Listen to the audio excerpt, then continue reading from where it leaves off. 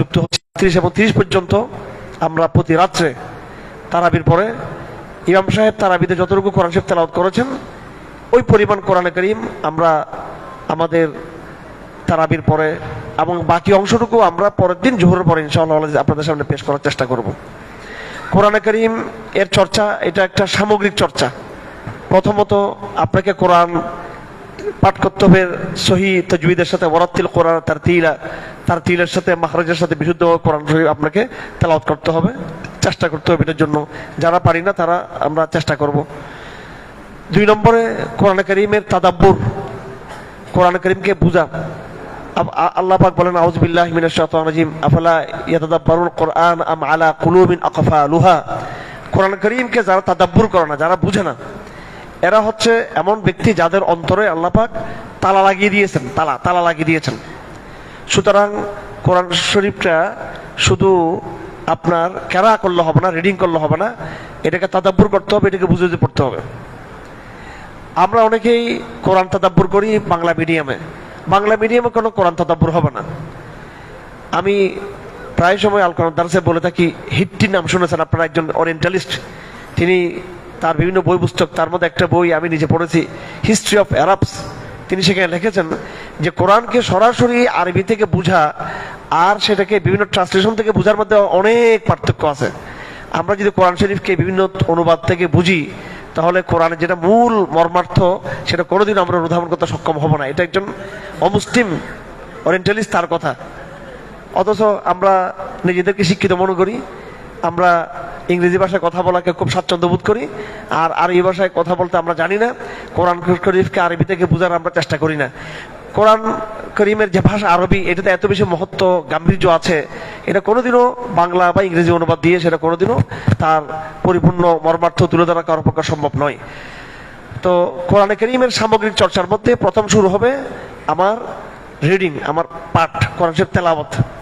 একটা হচ্ছে পাঠ, নিজে পাঠ করা, এটা হচ্ছে কারা মান কারা আল কোরআন, যে ব্যক্তি কোরআন পাঠ করবে। কারা হচ্ছে রিডিং, আর হচ্ছে তেলাওয়াত। তেলাওয়াতে রিসাইডিং। রিড করা আর রিসাইড করা কিন্তু এক জিনিস না। রিড করা হচ্ছে পড়া, এটা পড়া, আর রিসাইডিং হচ্ছে আবৃত্তি করা, তেলাওয়াত করা। যেমন ইমাম সাহেব যেটা করছেন সেটা শুধু কারা আনা, উনি শুধু কোরআন পাঠ করেন নাই, উনি কোরআন শরীফকে আবৃত্তি করছেন। আবৃত্তি অর্থাৎ রিসাইডিং, ইংরেজি এটাকে সম্ভবত বলা হয় রিসাইডিং বলা হয়, অর্থাৎ আরেকজনকে শোনানো। যেমন নাকি কবিতা যেমন আবৃত্তি কাকে বলা হয়, কবি যখন আপনি আরেকজনকে শোনাবেন। কোরআনে কারীমের ব্যাপারে বড় গুরুত্বপূর্ণ হচ্ছে কোরআনকে রিসাইডিং করা, অর্থাৎ আপনি আরেকজনকে শোনাবেন। দুঃখজনকভাবে আপনি দেখবেন মাহফিলগুলোর মধ্যে আমরা যখন কোরআন তেলাওয়াত করি মানুষ শুনতে চায় না।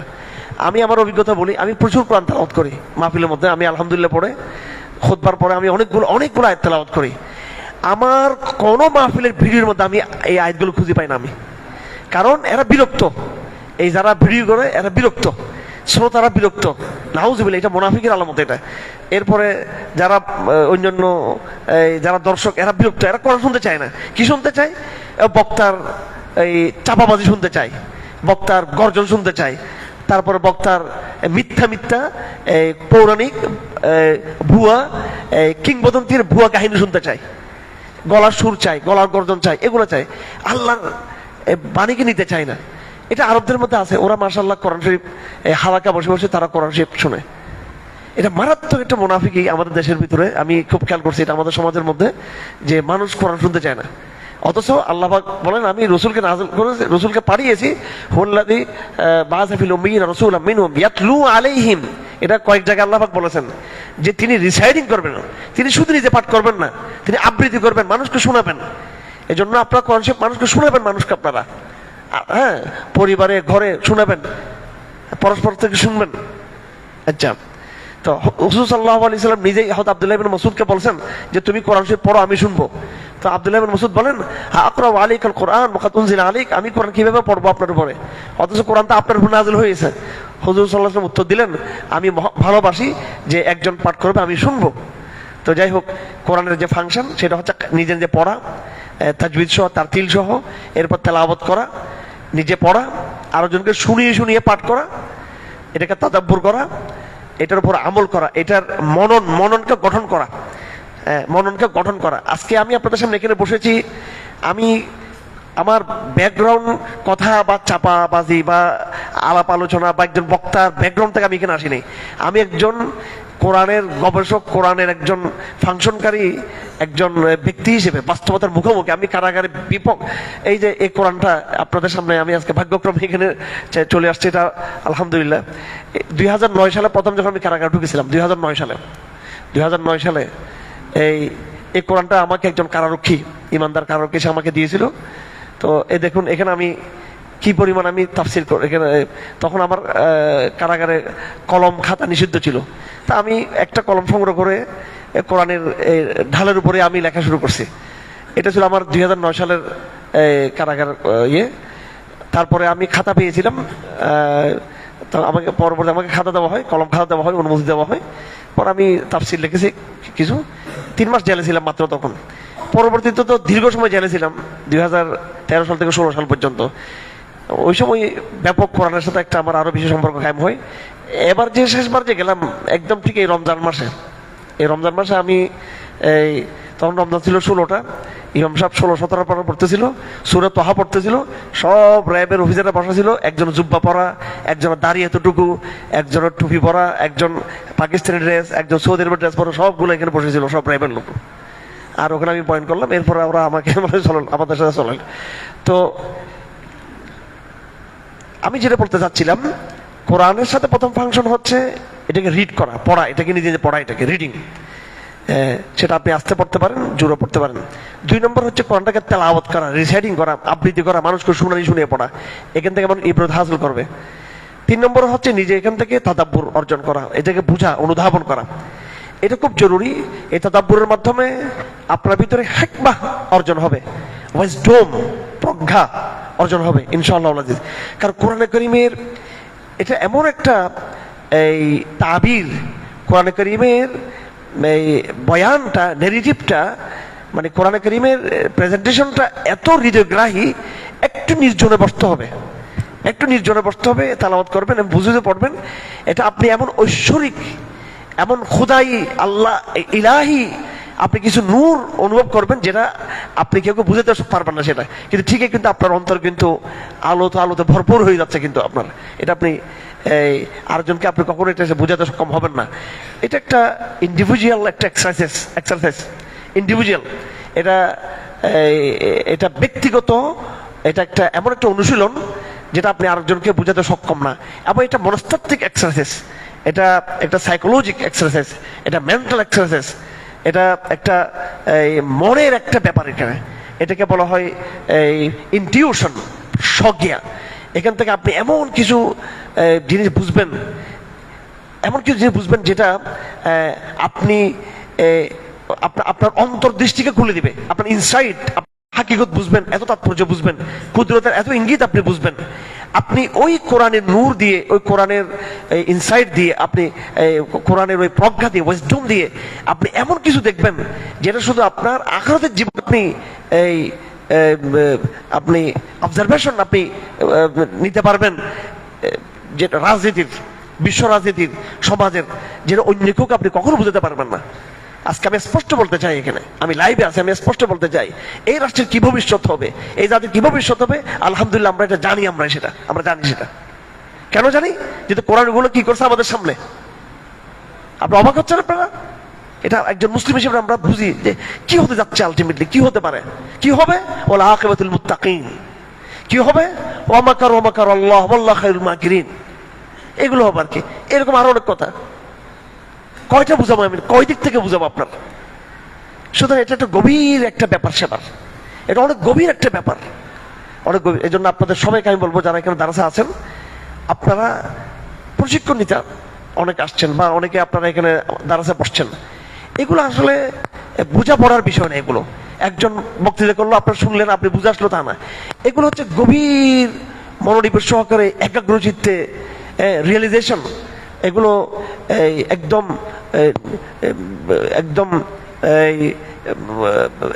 একাগ্র চিত্তে, একদম জনবিচ্ছিন্ন পরিবেশে, আলাদা পরিবেশে, নির্জনতার গভীরে নির্জন গভীরে কোলাহল মুক্ত পরিবেশে ভাবনা, মহাভাবনার ভিতরে আপনাকে নিজেকে নিয়ে যেতে হবে, তখন কোরআন ধরতে পারবেন। এই জন্য কোরআন বোঝার জন্য খেলবত দরকার। আমি আলহামদুলিল্লাহ আল্লাহ পাক তৌফিক দিয়েছেন, গত বছর এই যে ওমরাতে গেলাম, এরপর আবার হজে গেলাম। আল্লাহ নবী সাল্লাল্লাহু আলাইহি ওয়াসাল্লাম কোরআন কখন পেয়েছেন? উনি যতদিন তিনি জালওয়াতে ছিলেন, ব্যবসা বাণিজ্য করতেন, পরিবার করতেন, তখন কিন্তু কোরআন তিনি পান নাই। কোরআন পেয়েছেন যখন নাকি গারে হেরা থেকে যখন একাকিত্বের জীবনকে তিনি বেছে নিয়েছেন। একাকিত্বের জীবনকে, একাগ্র জীবনকে, নির্জন জীবনকে, কোলাহল মুক্ত জীবনকে যখন তিনি বেছে নিয়েছেন, তখন কোরআন তারপর নাজিল হলো। হাদিস শরীফ আছে হুব্বিবা ইলাইয়াল খালা, যে নবুয়ত পাওয়ার আগে স্বয়ংক্রিয়ভাবে আমার মনের মধ্যে একাকিত্বকে আল্লাহ পাক পছন্দ করে দিলেন। তো কোরআন পাওয়ার জন্য রাসূলুল্লাহকে আল্লাহ পাক একাকিত্বে নিয়ে গেছেন। কোরআন বুঝার জন্য আপনাকে একাকিত্বে যেতে হবে। আপনাকে কথা বুঝা যাচ্ছে? কোরআনকে আল্লাহ থেকে পাওয়ার জন্য যেমন নবীজি একাকিত্বে চলে গেছেন, ঠিক তদ্রুপ আপনার 24 আওয়ার্স, আপনার যে 24 ঘন্টা রুটিনের মধ্যে আপনাকে একটা বিশেষ টাইম, বিশেষ করে রাতের বেলায় শেষ টাইমে তাহাজ্জুদের সময়, আপনাকে অবশ্যই একটা নির্জন পরিবেশে চলে যেতে হবে, যেখানে আপনি এবং দ্বিতীয় আরেকজন থাকবে আপনার সাথে, হচ্ছে আল্লাহ। সেখানে তৃতীয় আর কেউ আপনার সাথে থাকবে না, সেখানে কেউ থাকবে না, সেখানে আপনার দেখবেন আপনি কি পরিমাণ আপনি প্রজ্ঞা সেখান থেকে নাজিল করবেন। আমার ভাইরা, আমরা যে আজকে বাংলাদেশে চ্যালেঞ্জ দিয়ে কথা বলি, স্রোতের বিপরীত চলি, কিসের শক্তিতে বলি? এটা আমাদের মুখের শক্তিতে না। এটা আমরা এমন সমস্ত গাইবী একটা মনের প্রশান্তি আমরা অর্জন করেছি আলহামদুলিল্লাহ, কোরআন কেন্দ্রিক, যেটাতে আমরা বুঝি যে এই জাতির, এই রাষ্ট্রের, এই অঞ্চলের এবং এই ইতিহাসের কি গতিধারা হবে সেটা আমরা বুঝি এবং জানি, এবং সেটা আমরা বিশ্বাস স্থাপন করি আমরা সেটার উপরে, এবং সেটা একমাত্র কোরআনের কারণে হয়েছে। সেটা আমি বুঝাতে পারছি আপনাদেরকে। প্রত্যেকে আসুন, নিজের প্রস্তুতি গ্রহণ করুন, মনস্তাত্ত্বিক প্রিপারেশন নিন। আপনারা কোরআনকে ধারণ করার জন্য আপনার মানসিক প্রস্তুতি রয়েছে। আপনি কোরআন বোঝার জন্য আপনি 3 বছর যদি কোরআনের মাথা শিখে তাফসীর করলেন, আপনি খুব আরবি গ্রামার শিখলেন, আপনি আরবি প্রথম পত্র শিখলেন, আরবি দ্বিতীয় পত্র শিখলেন, আপনি বিভিন্ন টার্মিনোলজি মুখস্থ করলেন, আপনি অসংখ্য তাফসীর আপনি গবেষণা করতেছেন, এটার দ্বারা কিছু ইনফরমেশন আপনি অর্জন করতে পারবেন, বাকি হৃদয়ের গভীরে যে ইনটিউশন, এটাকে ইংরেজি বলে ইনটিউশন, যে সজ্ঞা ইলহাম, এটা কখনো অর্জন হবে না আপনার। এই জন্য অনেক আধ্যাত্মিক হতে হবে আমাদেরকে, একাকিত্বের জীবনে যেতে হবে আমাদেরকে। আমাদেরকে অনেক বেশি গভীর উপলব্ধির মধ্যে আমাদেরকে যেতে হবে। যে জীবন আমরা আছি, কোলাহলের জীবন, আড্ডার জীবন, আর মোবাইল ধ্বংস করে দিয়েছে এই সমাজকে, অন্ধ করে দিয়েছে মোবাইল। আমরা মনে করি মোবাইল একটা সাথে নিলে পুরো দুনিয়াতে আমি সবকিছু দেখতেছি, পুরো দুনিয়া দেখতেছেন, আসলটা কিন্তু ঢাকা পড়ে যাচ্ছে। ঠিক আছে, অসংখ্য ঘটনা আপনার সামনে আসতেছে, কিন্তু মূল ঘটনা কিন্তু কি হচ্ছে? ঢাকা পড়ে যাচ্ছে। এই জন্য যারা মোবাইল চর্চা করে, ফেসবুকে থাকে, তারা কিন্তু ভবিষ্যৎ বলতে পারে না কিছু, কি হবে না হবে। এটা আপনি চোখ বন্ধ করবেন, ভবিষ্যৎ আপনি দেখতে পাবেন আপনি। তো যাই হোক, শেষ কথা হলো, কেন এই কোরআনের দারস? এই জন্য আল্লাহর নবী জাহেলিয়ার এই সমাজকে পরিবর্তন করে, জাহেলিয়ার এই সমাজকে একদম উৎখাত করে, জাহেলিয়াতের সিস্টেম উৎখাত করে, জাহেলিয়াতের সমাজকে পরিবর্তন করে আল্লাহ নবী সাল্লাল্লাহু আলাইহি ওয়াসাল্লাম তাওহীদের এক নতুন সমাজ তৈরি করেছেন। আজকে আমরা যারা এখানে বসেছি, যারা আজকে আমরা তারাবির সালাতে অংশগ্রহণ করেছি, যারা আমরা আজকে ইমাম সাহেবের এখানে এই তেলাওয়াত শুনেছি, এবং যারা আমরা এখানে দরসে বসেছি, এবং 1 মাস আমরা এই আধ্যাত্মিক সাধনাকে আমরা কন্টিনিউ করব, এই জাহেলিয়ার সমাজকে পরিবর্তন করার জন্যই আমরা এখানে বসেছি আমরা। এবং সেটার সূচনা নিজের আধ্যাত্মিক, নিজের মনস্তাত্ত্বিক যে অনুভূতি, উপলব্ধি, এখান থেকে শুরু হবে। এই সমাজকে আমরা পরিবর্তন করে ফেলবো ইনশাআল্লাহ আজিজ। এই সমাজ এইভাবে থাকবে না। এই রাষ্ট্র, এই চরিত্র, এই সংস্কৃতি, এই অর্থনীতি, এই বিশ্ব ব্যবস্থা, এটা থাকবে না, এটা থাকতে দেব না আমরা। এটা আমাদেরকে আল্লাহ পাঠিয়েছেন দুনিয়াতে এই কোরআনিক বিশ্ব ব্যবস্থা তৈরি করার জন্য। সুতরাং আমাদের এখানে বসাটা যেমনিভাবে এটা আধ্যাত্মিক, যেমনিভাবে এটা ইন্ডিভিজুয়াল, এটা একান্ত নিজস্ব বিষয়, এটা যেমন নাকি একটা একাকিত্বের বিষয়, ঠিক তদ্রুপ এটা কিন্তু একটা কোলাহলের বিষয়। আমরা একাকিত্ব থেকে কোরআনকে কোলাহলে নিয়ে যাব। আমরা ব্যক্তিগত স্টাডি থেকে, ব্যক্তিগত উপলব্ধি থেকে আমরা কোরআনকে সামাজিক বিপ্লবের জায়গায় আমরা নিয়ে যাবো। কোরআনকে ডাইনামিজম থাকবে এখানে আমাদের মধ্যে। আল্লাহ নবী সাল্লাল্লাহু আলাইহি সাল্লাম ঠিকই কোরআনকে পেয়েছেন খেলওয়াতের মধ্যে, একাগ্র চিত্তের পরিবেশে, একাকিত্বের পরিবেশে পেয়েছেন। এরপরে মক্কার ভূমিতে নেমে কোলাহলে গিয়ে সেই সমাজকে তিনি চ্যালেঞ্জ করে দিয়েছেন তিনি। হ্যাঁ, প্রথম আমার ফুয়েলটা অর্জন হবে একাকিত্বের জায়গায়, আল্লাহর সাথে আমার পার্সোনাল। এটা এই জন্য রাতের বেলা কিয়ামুল লাইলের ফজিলতের জন্য। রাতে বেশি যে যত বেশি আধ্যাত্মিক হবে, দিনের বেলা সে তত বেশি সমাজকে কি করতে পারবে, পরিবর্তন করতে পারবে। আর না হয় এই দেখতেছেন তো কি হচ্ছে, এক এলিট থেকে আরেক এলিট, আরেক এলিট থেকে আরেক এলিট ক্ষমতা কিন্তু পালাবদল হতে থাকবে চক্রহারে, কিন্তু কিছু হবে না কিন্তু যতক্ষণ আমরা কোরআন পথে না আসি। আমরা এই পুরো বিশ্বকে, এই পুরো সমাজকে, পুরো অঞ্চল, পুরো রাষ্ট্রকে আমরা বদলে দেবো ইনশাআল্লাহ, কোরআনের মাধ্যমে ইনশাআল্লাহ। এটা আমাদের রমজান মাসের প্রতিজ্ঞা। যাই হোক, সূরা ফাতিহা আমরা পাঠ করেছি। তাফসীরে অনেক কথা আছে, শব্দ শব্দ অনেক ব্যাখ্যা আছে, কোরআনকে দিয়ে কোরআনের ব্যাখ্যা আছে, কোরআনকে দিয়ে কোরআনের ব্যাখ্যা হাদিসে আছে, কোরআনের ব্যাখ্যা কোরআনে আছে, কোরআনের ব্যাখ্যা তফসিরকারকদের বক্তব্যের মধ্যে আছে। আমি যেটা করবো সেটা হচ্ছে সামারি পেশ করবো আপনাদের সামনে। আর এখানে তাত্ত্বিক আলাপ বেশি করবো না, গ্রামাটিক্যাল আলাপও করা যাবে না, কারণ এখানে অনেক সাধারণ ভাইরা আছেন। আমি এতটুকু আপনাদেরকে প্রস্তাব করবো, পরামর্শ দিব যে আপনারা দারসে বসবেন, কিন্তু দারসে বসাটাকেই শুধু একমাত্র আপনারা কোরআন বোঝার জন্য এটা মাধ্যম হিসেবে মনে করবেন না। আপনারা নিজেরাও, আমি দু একটা তাফসীর নাম বলি, মাআরিফুল কোরআনটা দেখবেন, আপনারা মাআরিফুল কোরআনটা নিজেরা দেখবেন, দেখার চেষ্টা করবেন। আর এখানে আসার আগে প্রতিদিন আপনারা এটার বঙ্গা অনুবাদটা একটু দেখে নেবেন আপনারা, আর কুতুবের যে ফিজরাল কোরআন ওইটাও একটু দেখে নেবেন আপনারা। আর অনেক তাফসীর আছে, আমি দু একটা তাফসীর বললাম। আর উলামায়ে কেরাম যারা আছেন এখানে, অবশ্যই তারা তাফসীরে মাযহারিটা দেখবেন, তাফসীরে মাযহারি দেখবেন। এবং ভারতবর্ষে আলেমদের মধ্যে একজন আলেমকে আমার অনেক বেশি, ওনাকে গভীর মনে হয়েছে, আব্দুল মাজিদ দারিয়াবাদী, ওনার তাফসীর আছে, উর্দুতে আছে, সেটাও দেখতে পারেন। যাই হোক, যারা আমাদের আওয়াম ভাইরা আছেন, আপনারা এই দারাজকে ইয়ে করার জন্য, ধারণ করার জন্য আপনারা বঙ্গা অনুবাদটা একটু আগে দেখে নিয়ে আসবেন, এবং মাআরিফুল কোরআনটা কিছু আপনারা দেখে আসবেন, এবং নিয়মিত একটা স্টাডি করবো। তখন আমাদের আলোচনাগুলো আরো বুঝতে সহজ হবে ইনশাআল্লাহ। আমাদের আলোচনার বাইরেও কিছু প্রাসঙ্গিক আলাপ থাকবে। আমি যেটা করবো সেটা হলো, আমি মূল সামারিটা আপনাদেরকে, এটা ক্লাস দরস যেহেতু এটা, ওখানে আপনাদেরকে ওইভাবে খাওয়াই দেওয়ার চেষ্টা করবো, ওইভাবে বুঝিয়ে দেওয়ার চেষ্টা করবো ইনশাআল্লাহ। সূরা ফাতিহার 3টা পাঠ। কয়টা পাঠ? 3টা। আর সূরা ফাতিহার ফজিলত আমরা জানি, এটাকে বলা হয় আস-সাবউল মাসানি ওয়া হিয়া আস-সাবউল মাসানি। সাঈদ ইবনে মুআল্লা হাদিসের মধ্যে আছেন, রাসূলুল্লাহ ওনাকে ডেকে বলতেছেন যে আজকে রাত্রে উনজিলাতিল লাইলা, আজকে রাত্রে এমন একটা সূরা নাযিল হয়েছে, আজীব এক সূরা, আমি তোমাকে লা উআল্লিমান্নাকা সূরাতান, আমি তোমাকে একটা সূরা নাযিল, এমন একটা সূরা শিখাবো যেটা আজকে রাতে আমাদের উপর নাযিল হয়েছে।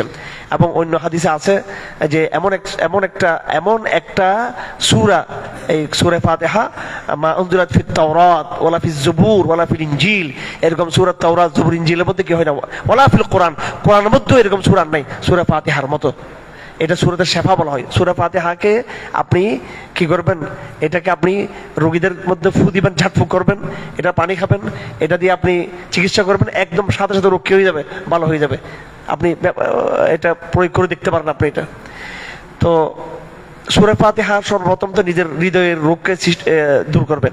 এটা এত গভীর, এটা এত গভীর, এনসাইক্লোপিডিয়া ব্রিটানিকা, এটা তো মুসলমানদের লেখা না, এনসাইক্লোপিডিয়া তো পাশ্চাত্যের দার্শনিকদের লেখা। এনসাইক্লোপিডিয়া ব্রিটানিকার মধ্যে লেখছে একটা কথা, এই কোরআন শরীফের আলোচনা করতে গিয়ে সূরা ফাতিহা সম্পর্কে, যে আমার পুরো বিষয়টা মানে আমি যতটুকু মনে আছে, অর্থাৎ ওখানে বুঝাতে চেয়েছেন যে এটার এত গভীর এটার বার্তা, এটা এত অসংখ্য মেসেজ, খুব অল্প ভাষার মধ্যে এত সাফল্যের সাথে আর কেউ এরকম মেসেজ দিতে পারে না সূরা ফাতিহার মতো। সূরা ফাতিহার মতো আল্লাহ যে মেসেজটা দিয়েছেন, এটা এনসাইক্লোপিডিয়া ব্রিটানিকার লেখকরা স্বীকার করেছেন। এটা সূরা ছোট, কিন্তু পুরো কোরআন এখানের মধ্যে রয়েছে। আমার ভাইরা, সূরা ফাতিহার 3টা অংশ। আউযু বিল্লাহি মিনাশ শাইতানির রাজীম। আলহামদুলিল্লাহি রাব্বিল আলামিন আর রহমানির রহিম মালিকি ইয়াউমিদ্দিন, এটা একটা অংশ। আরেকটা অংশ হলো ইয়াকা না'বুদু ওয়া ইয়াকা নাস্তাঈন, 2 নম্বর অংশ। 3 নম্বর অংশ হচ্ছে ইহদিনাস সিরাতাল মুস্তাকিম সিরাতাল লাযীনা আন'আমতা আলাইহিম গায়রিল মাগদুবি আলাইহিম ওয়ালাদ-দাল্লিন, এটা 3 নম্বর অংশ। প্রথম অংশটুকু হচ্ছে এটা আল্লাহর সাথে সম্পৃক্ত, এটা আল্লাহর সত্তা, আল্লাহর গুণাবলী, আকীদার কিতাব। কিন্তু আমরা আকীদা শিখি কার কাছে? ওই অনলাইনে আমরা আকীদা শিখি, শেখদের কাছে আকীদা শিখি, বই পুস্তকে আমরা আকীদা শিখি। আকীদার মূল কিতাব হচ্ছে কোনটা? কোরআন শরীফ। আলহামদুলিল্লাহ, এখানে হচ্ছে আলহামদুলিল্লাহ, এখানে আল্লাহ পাকের তৌহিদ, হ্যাঁ, রব্বুল আলামিন, তৌহিদুর রুবুবিয়ত, হ্যাঁ, আল্লাহর মধ্যে তৌহিদুজ জাত, রবের মধ্যে তৌহিদুর রুবুবিয়ত, রব হিসেবে আল্লাহ এক। আর রহমানির রহিম, মালিক ইয়াউমিদ্দিন, এগুলোর মধ্যে তৌহিদুস সিফাত, আল্লাহর গুণাবলী। গুণাবলীর মধ্যে আল্লাহ পাক সুবহানাহু ওয়া তাআলা যে এই রব্বুল আলামিন, আর রহমানুর রহিম, মালিক ইয়াউমিদ্দিন, রব্বুল আলামিন বলে আল্লাহ পাক সুবহানাহু ওয়া তাআলা পুরো জগৎকে একদম এখানে শামিল করে নিয়েছেন। আল্লাহর সাথে জগতের যে সম্পর্ক, এই সম্পর্কটার একটা দিক হলো তাশরিঈ, শরিয়ার বিধান কারা মানে, এটা একটা। আল্লাহর সাথে একটা সম্পর্ক হচ্ছে অবাধ্যতার সম্পর্ক, মানে এরা অবাধ্য হলো কিন্তু তারপর আল্লাহ পাক এদেরকে রব হিসেবে এদেরকে কি প্রতিপালন করেন। আল্লাহ পাক মুদির খাবারের ব্যবস্থা আল্লাহ পাক করেন, রিজিকের, ট্রাম্পের রিজিকের ব্যবস্থা কে করেন? আল্লাহ পাক করেন, ঠিক কিনা? এদের রব্বুল আলামিন, তোরা আমাকে মানলো আমি তোদের রব, তোরা আমাকে না মানলো আমি তোদের কি রে? রব, রব্বুল আলামিন। আর রহমানির রহিম, এটা একটু স্পেসিফিক করা হয়েছে এখানে। আর রহমান আর রহিম শুধু দুনিয়াতে এবং আখিরাতের মধ্যে আল্লাহ পাক রহমান, আর শুধু দুনিয়ার মধ্যে আল্লাহ পাক রহম করবে, এই দুইটাকে দুই ভাগে ভাগ করা হয়েছে। আর রহমান রহিম, আল্লাহ পাকের সুবহান, আল্লাহ পাকের যে মৌলিক যে গুণাবলীগুলো আছে তার মধ্যে এটা হচ্ছে অন্যতম গুণাবলী, অন্যতম গুণাবলী। আর রহমান আলা আরশিস ইস্তাওয়া, আল্লাহ পাক যে আরশের মধ্যে যে ইস্তাওয়া করেছেন, সেক্ষেত্রে আল্লাহ পাক নিজে বলেছেন আর রহমান, তার মধ্যে অর্থাৎ তিনি সিংহাসনে বসেই প্রথম ফয়সালা হচ্ছে কি? রহমত। আল্লাহ পাকের প্রথম সিদ্ধান্ত রহমত। আল্লাহ পাক গজব, শাস্তি, যেগুলো ক্রোধ এবং প্রতিশোধ, যেটা এটা আল্লাহ পাকের দ্বিতীয় কাজ। এটা আল্লাহ পাকের প্রথম কাজ হচ্ছে রহম করা মানুষকে। এখন যেটা মানুষ যেটা শাস্তির উপযুক্ত হচ্ছে, এই লাইবিলিটিটা মানুষের, এটা আল্লাহর না, এটা মানুষের। আল্লাহর প্রথম গুণাবলীর মধ্যে হচ্ছে আর রহমান। আর রহমানের মধ্যে হচ্ছে একেবারে নরম মেসেজ, কোমল মেসেজ, শান্তির মেসেজ। কিন্তু এটা শুনে অনেকে মনে করতে পারে তাহলে তো আমার আর কোনো চিন্তা নেই, আমার তো গুণা করলেও সমস্যা নেই। আল্লাহ মালিক ইয়াউমিদ্দিন একটু কড়া করে দিয়েছেন এখানে, যে ঠিক আছে আমি অনেক রহম, কিন্তু আমি কিয়ামতের দিনে আমি সব কিন্তু তোমাদের কাছ থেকে কিনব, হিসাব নিব। মালিক ইয়াউমিদ্দিন। তো আল্লাহ পাক কিয়ামতের দিনের মালিক, ইয়াউমিদ্দিন মানে যে বিচারের দিনের মালিক। হ্যাঁ, তাহলে আল্লাহ পাক দুনিয়াতে মালিক না নাকি? আল্লাহ পাক আমাদের দুনিয়াতে আল্লাহ পাক মানুষকেও কিছুটা ফাংশন করার ক্ষমতা দিয়েছেন। হ্যাঁ, মানুষকে কি করছেন? ফাংশন করার ক্ষমতা দিয়েছেন। মানুষের একটা ইচ্ছা আছে। ধরেন আপনি এখন চাইলে কিন্তু উঠে চলে যেতে পারবেন, আপনি চাইলে খেতে পারবেন, চাইলে ঘুমাইতে পারবেন। আল্লাহর ইচ্ছাও আছে। এটা যে ডাবল বিটুইন, এটা ডাবল ফাংশন, এখানে একটা ডুয়েল ব্যাপার স্যাপার আছে। এখানে দ্বৈত সত্তা আছে আমাদের কাজের মধ্যে, দ্বৈত মানে ডাবল ফাংশন আছে। আমারও ইচ্ছা আছে, আল্লাহর ইচ্ছা আছে। আল্লাহর ইচ্ছা হচ্ছে তৌফিক, আমার ইচ্ছা হচ্ছে আমার যে কাজের যেই আমি যখন নাকি আমার মধ্যে কাজের যে যোগ্যতা, যেটা শক্তি যেটা আছে, ওটা আল্লাহ পাক আমাকে দিয়েছেন। কিন্তু যখন আমি কাজটা যখন শুরু করবো, এটা হচ্ছে আল্লাহ পাকের তৌফিক। এই জন্য আল্লাহর ইচ্ছা এখানে কার্যকর দুনিয়াতে, আবার বন্দার ইচ্ছা এখানে কি কার্যকর। দুইটার মধ্যে একটা ডাইলেকট্রিক একটা সম্পর্ক এখানে আছেন। কিন্তু আখিরাতের মধ্যে মানুষের কোনো ইচ্ছাই থাকবে না, সে ডানও ভিত্তে পারবে না, বামও ভিত্তে পারবে না, সে কিছু করতে পারবে, কিচ্ছু করতে পারবে না। আল্লাহ পাক সুবহানাহু ওয়া তাআলা তার কুদরতি পা কিন্তু এইভাবে দিয়ে দিবেন কিন্তু মানুষের সামনে ইয়ে করার জন্য, কিয়ামতের দিন আমরা আল্লাহকে দেখবো কিয়ামতের দিন। এবং সমস্ত ইমানদাররা আল্লাহকে সিজদা করবে, কাফাররা কিন্তু সিজদা করতে পারবে না, সিজদা করতে পারবে না। কিয়ামতের দিন কোনো ইচ্ছে শক্তি থাকবে না। কিন্তু দুনিয়াতে এই জন্য একচ্ছত্র নিরঙ্কুশ আল্লাহ পাকের সেই ইচ্ছা শক্তি কিয়ামতের চলবে। যাই হোক, তো এটা একটা পার্ট যেটা আল্লাহ পাকের গুণাবলী এবং সত্তার বয়ান এখানে। তো 2 নম্বর পার্টটা হচ্ছে মানুষের সম্পর্কে। আলহামদুলিল্লাহ রাব্বিল আলামিন আর রহমানির রহিম মালিক ইয়াউমিদ্দিন, এটা পুরোপুরি আল্লাহর বয়ান। এরপরে ইয়াকা নাবুদু ওয়া ইয়াকা নাস্তাঈন, এটা হচ্ছে মানুষের সম্পর্কে। তো যিনি তোমাদের এলাহ, যিনি তোমাদের রব্বুল আলামিন, যিনি তোমাদের রহমান, যিনি তোমাদের রহিম, যিনি তোমাদের মালিক ইয়াউমিদ্দিন, তো এখন কি করতে হবে? তার জন্যই ইবাদত করতে হবে, তার জন্য আমাদেরকে ইবাদত করতে হবে। এখানে আরবি গ্রামার হিসেবে এটা বলতে হবে, যদি আপনাদের অনেকে বোঝা না আসে। আরবি ভাষার মধ্যে যে ভার্ব, যে ফেল, যেটা ক্রিয়াপদ যেটা আছে, আমি করেছি, আমি আপনাকে ভালোবাসি, আমি আপনাকে অপছন্দ করি, আমি আপনাকে আঘাত করব, আমি আপনাকে হাদিয়া দিব, যেটা বলি এটা ক্রিয়ার মধ্যে এখানে কোনো কি নাই, এটা এটা সীমাবদ্ধতা নাই। কিন্তু আমি আপনাকেই ভালোবাসি, আমি আপনাকেই আঘাত করব, আমি আপনাকেই হাদিয়া দিব, যখন এটা বলবো তখন সেটা বিশেষ হয়ে যাবে।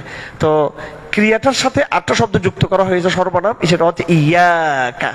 এটাকে যখন আগে এটা আসলে তো পরে আসে, এই জমির গুলো পরে আসে না, আবুদুকা আমি তোমার ইবাদত করি। কিন্তু যখন জমিরটাকে উল্টাইয়া আগে নিয়ে আসা হবে, এটা গ্রামার একটা উল্টা দিক, তখন সেটার মধ্যে একটা সীমাবদ্ধতা তৈরি হয় যে আমি তোমারই ইবাদত করি।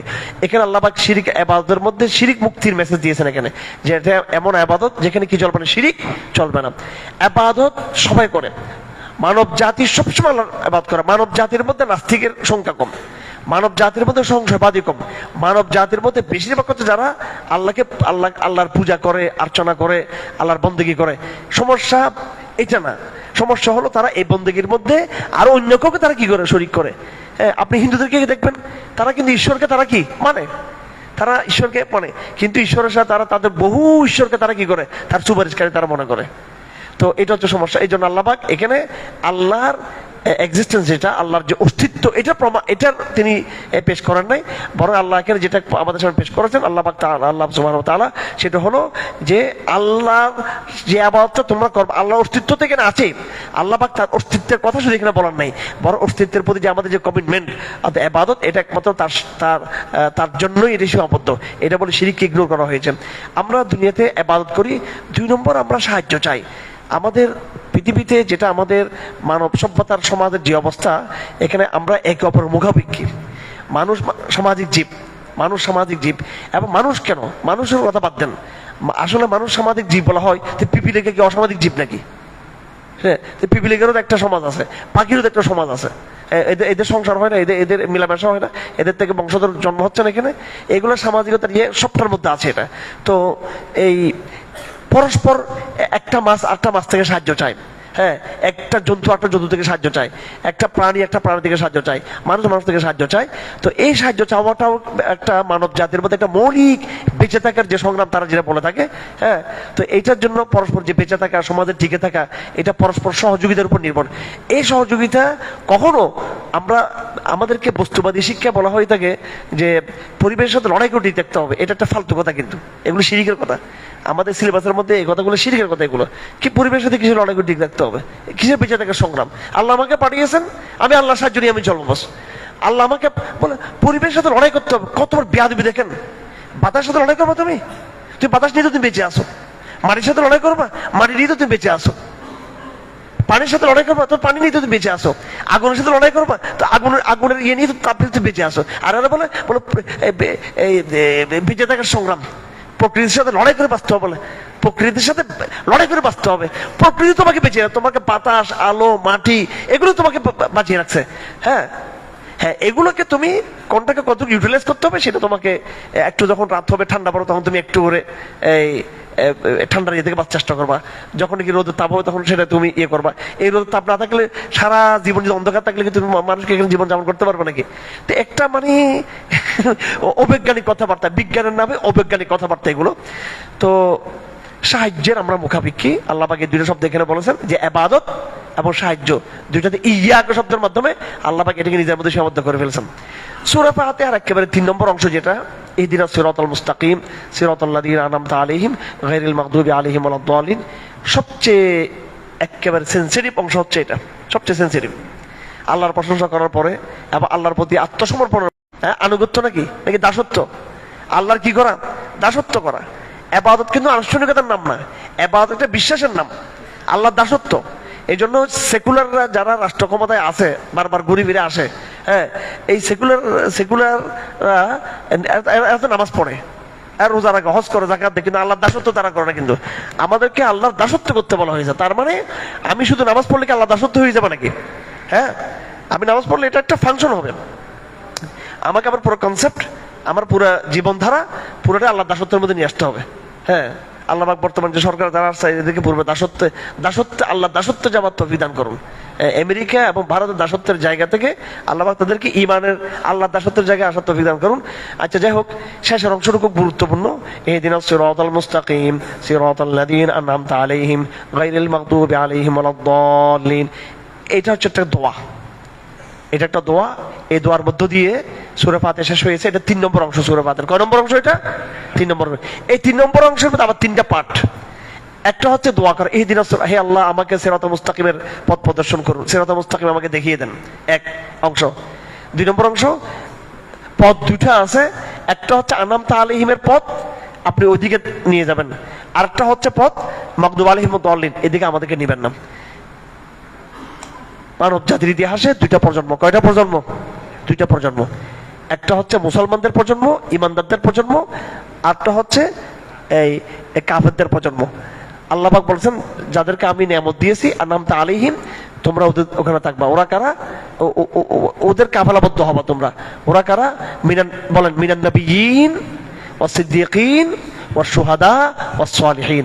নবী, সিদ্দিক, শুহাদা, সালেহ, এরা হচ্ছে আমরা পৃথিবীর আদম থেকে শুরু করে পর্যন্ত যারা যত নবী আছে, যত সিদ্দিক আছে, যত শুহাদা আছে, যত সালিহিন আছে, তাদের পথে থাকবো। এটাকে আল্লাহ পাক আরো একটু ঐতিহাসিক বিবরণ দিয়ে বলেছেন। ওরা কোন কোন যুগে? আল্লাহ পাক বলেছেন, Quran is explanation of the কোরআন। কোরআন নিজে কোরআনের ব্যাখ্যা। কোরআন নিজে কোরআনের কি ব্যাখ্যা? তা আল্লাহ পাক বলতেছেন, কোরআনে কারীমের যে আন'আমতা আলাইহিম, ওটার ব্যাখ্যা সূরা নিসার মধ্যে আছে, ওটার ব্যাখ্যা আছে সূরা মারইয়ামের মধ্যে। আল্লাহ পাক বলেন, ওরা কারা আন'আমতা আলাইহিম? উলাইকাল্লাযীনা আন'আমাল্লাহু আলাইহিম মিনান নাবিয়্যিন মিন যুররিয়াতি আদম। আদমের মুসলমান সন্তান যারা। ওয়া মিম্মান হামালনা মা নূহ, নূহের কিস্তির মধ্যে যারা উঠেছিল সেই সমস্ত মুসলমানরা। ওয়া মিন যুররিয়াতি ইব্রাহিম, এবং ইব্রাহিমের সন্তান যারা, ইয়াকুবের সন্তান যারা। ওয়া মিম্মান হাদাইনা ওয়াজতাবাইনা, এরপরে ধারাবাহিক যারা ছিল এই সমস্ত পুরো মুসলিম প্রজন্ম। তো আল্লাহ পাক সুবহানাহু ওয়া তাআলা এই উম্মতে মুসলিমাকে এই দোয়া শিক্ষা দিয়েছেন। বলা হচ্ছে 2টো প্রজন্ম তোমাদের সামনে আছে হেদায়েতের। একটা প্রজন্ম হচ্ছে হেদায়েতের প্রজন্ম, হ্যাঁ, এটা আদমের সন্তানদের মধ্যে, নূহের সন্তানদের মধ্যে, ইসমাইল এবং ইয়াকুবের সন্তানদের মধ্য থেকে একদম তোমাদের নবী পর্যন্ত একটা প্রজন্ম। আরেকটা প্রজন্ম হলো এরা মুসলমান ছিল এক সময়, পরবর্তীতে এরা কি হয়ে গেছে? এরা পথভ্রষ্ট হয়ে গেছে, ধ্বংস হয়ে গেছে। ওরা কারা? ইহুদি এবং কি খ্রিস্টান। আল মাগদুব আলাইহিম ইহুদিরা, আর দলিন হচ্ছে কারা? খ্রিস্টানরা। এটা হাদিসের মধ্যে আছে। মাগদুব আলাইহিম মানে ইহুদিরা, দলিন মানে কি? খ্রিস্টানরা। হাদিসের মধ্যে আছে, কিন্তু আমি কারাগারে কি করছি? আল মাগদুব আলাইহিম মানে ইহুদি। এটা কোরআন শরীফের আপনি সূরা মায়েদা, সূরা বাকরা, সূরা আল ইমরান, সূরা নিসা, বিভিন্ন আয়াত দিয়ে আমি প্রমাণ গবেষণা করে দেখছি ইহুদিদের সাথে আল্লাহ পাক মাগদুব আলাইহিম, অভিশপ্ত, লানত, এটা ব্যবহার করছেন বেশি আল্লাহ পাক ইহুদিদের আলোচনার মধ্যে। আর খ্রিস্টানদের আলোচনার মধ্যে আল্লাহ পাক বেশি ব্যবহার করছেন কি? পথভ্রষ্টতা, ড্রিল হওয়া, দলিন, দলালত, এটা বেশি ব্যবহার করছেন। ওগুলো সবগুলো আয়াত আমার লেখা আছে, ওগুলো হ্যাঁ আপনাদেরকে পরবর্তী সময় ইনশাআল্লাহ করে দিব। আজকের মধ্যে এতটুকু থাকুক। এরপর ইনশাআল্লাহ শুরু হচ্ছে সূরা বাকরা। সূরা বাকরা খুব গুরুত্বপূর্ণ। প্রথমেই এখানে যে আয়াতগুলো আছে, এই আয়াতগুলোর মধ্যে 5টা আয়াত হচ্ছে মুমিনদের সম্পর্কে। কি সম্পর্কে? মুমিনদের সম্পর্কে।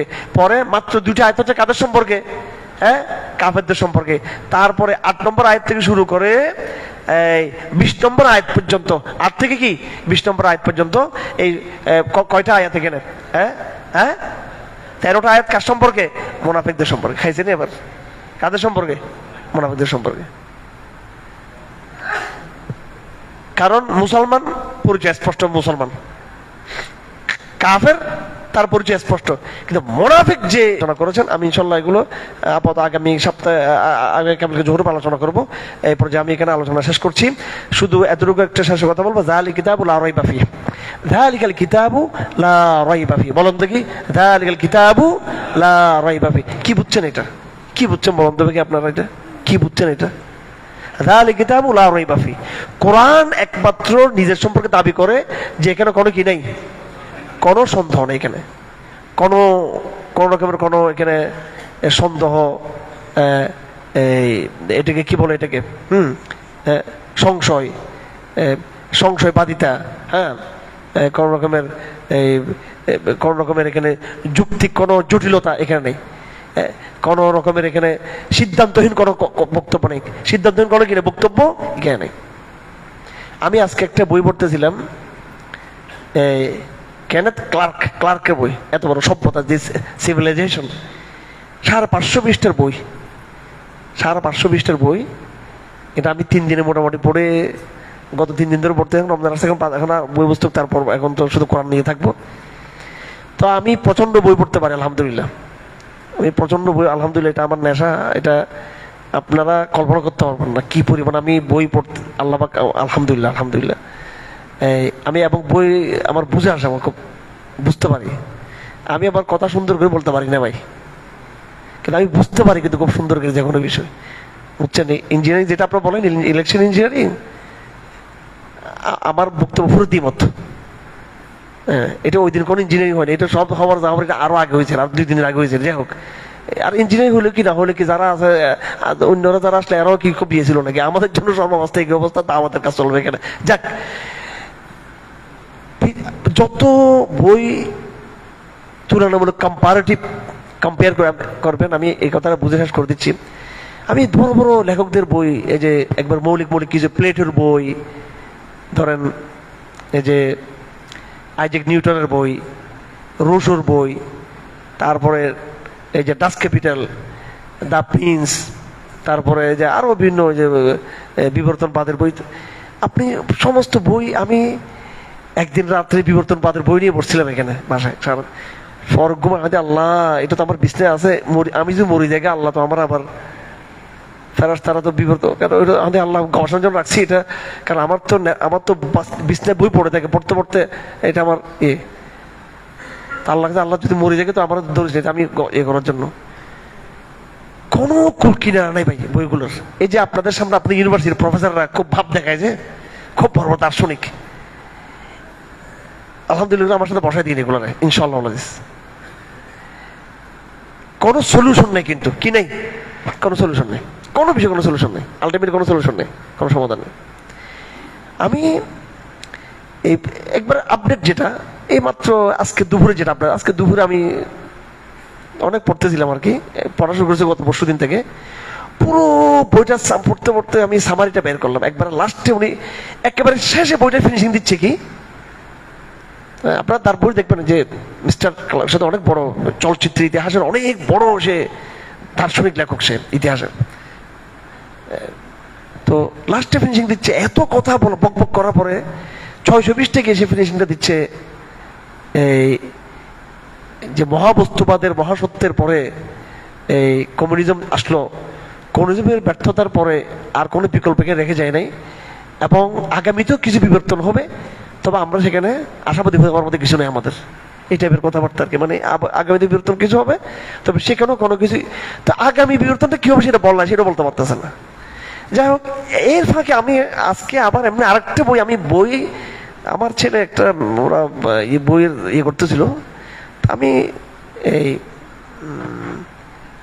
কার বইটা, লেখকের নামটা এই যে এটা তাও ইউরোপিয়ান লেখক আর কি, এটা ফাঁকে দেখলাম। তো মানব জাতির ইতিহাস সে বলতেছে এখানে যে সম্ভবত মানব জাতির কাঠামো এই হাড্ডিটা পাওয়া গেছে বলে, স্পেনে পাওয়া গেছে বলে হাড্ডিটা আমাদের, মানে আমরা আগে বানর ছিলাম, শিয়াল কুত্তা টুত্তা মাছ টাছ কি জানিছিলাম।